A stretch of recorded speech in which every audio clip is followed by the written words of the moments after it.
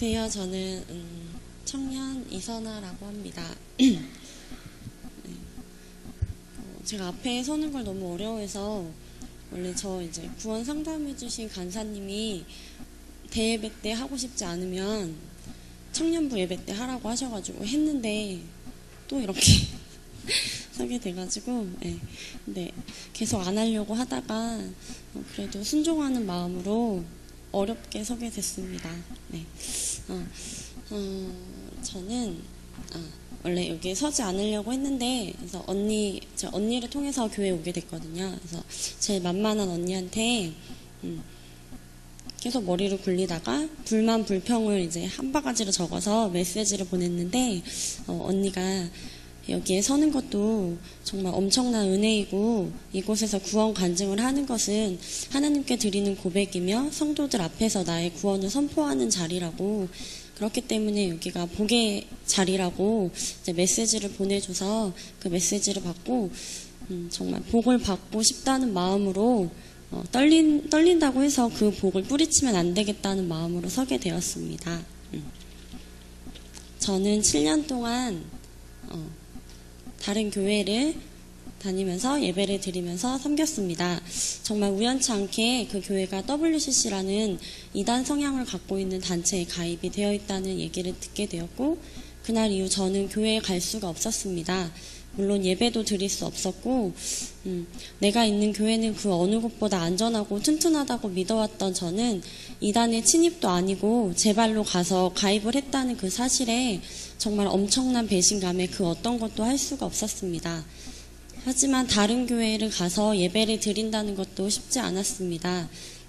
나는 예배를 드리러 다른 교회에 갔는데 그곳에 있는 사람들이 나에게 이상한 것을 가르치면 어쩌나 하는 두려움과 이미 교회에 대한 신뢰성을 잃어버린 상태였기 때문에 그 어느 것도 믿을 곳이 없다는 생각이 들어서 그렇게 5개월이 넘도록 그 어느 것도 가지 않았고 예배도 드리지 않았습니다.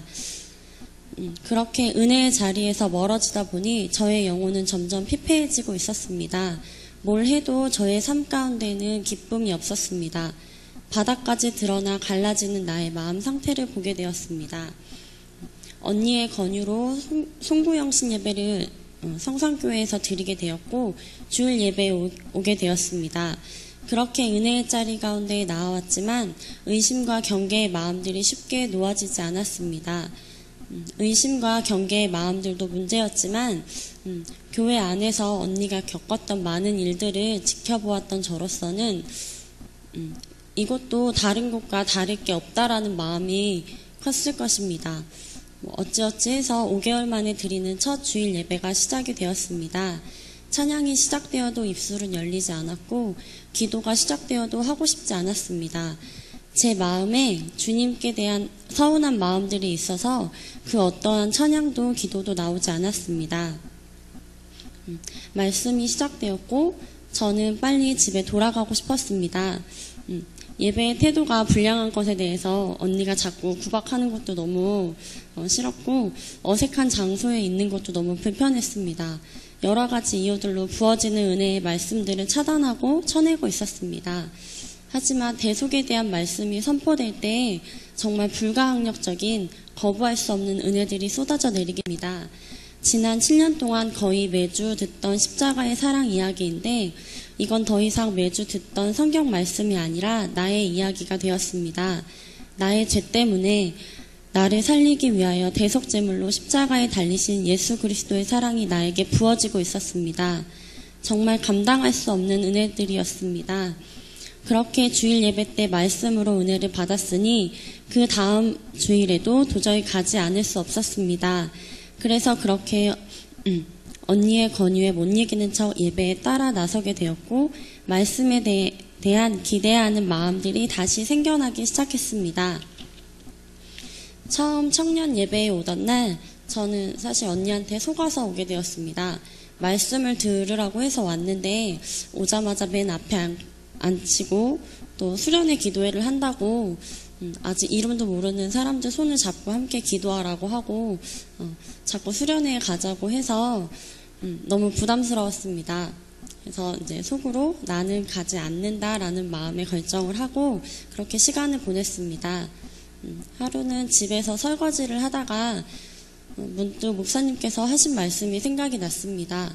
기도의 수련회 때 부어주시는 은혜들이 정말 엄청난데 꼭 이런 자리에 빠지는 바보 같은 아이들이 있다고. 그래서 그때부터 계속 마음에 불안감이 있었습니다. 수련회에 가면 혹시 지금 상처난 나의 마음들을 위로해 주시는 말씀들이 있지 않을까 하는 기대감과 함께 불안한 마음들은 나중에 수련회를 가지 않았다가 나중에 진짜 후회를 하면 어쩌지라는 마음이 생겼습니다. 결국 목자 언니의 권유에 못 이기는 척 그럼 하루만 가겠다고 딱 말씀만 듣고 오겠다고 생각을 하고 수련회에 가게 되었습니다. 아니나 다를까 엄청난 은혜들이 있었습니다. 내가 너를 만세전에 택함에 있어 조금의 후회도 없다라고 엄청난 사랑 고백을 해주셨습니다. 사실 이 사실보다 더 큰 위로는 저에게 없었습니다. 또한 나의 삶이 하나님의 지팡이와 막대기로 쳐진 경계 안에 있는 푸른 목장이라는 것을 알게 되었고, 그러기에 나의 삶이 정말 주님께서 인도하시는 내가 근심할 것이 전혀 없음을 고백하게 되었습니다. 나는 그냥 푸른 초장 안에서 즐겁게 뛰어놀면서 맛있는 풀들을 뜯어 먹으면 그뿐이고 내가 할 것은 아무것도 없었습니다. 나는 그냥 목자가 있다는 것으로 충족한 것이었습니다. 그렇게 많은 은혜들을 받고 모임이 끝날 무렵 목자 언니가 저에게 오늘 구원 상담을 받는 게 어떠냐고 권유를 했지만 사실 말은 하지 않았지만 하고 싶지 않았습니다. 왜냐하면 제가 상상한 구원 상담은 몇 가지 질문들을 저에게 던지고 답하라고 하고 틀린 답을 말하거나 말하지 못하면 너는 구원받지 못했어 라고 할 것 같았습니다. 그렇게 목자 언니의 권유로 금요일 밤에 간사님께 구원 상담을 받게 되었습니다.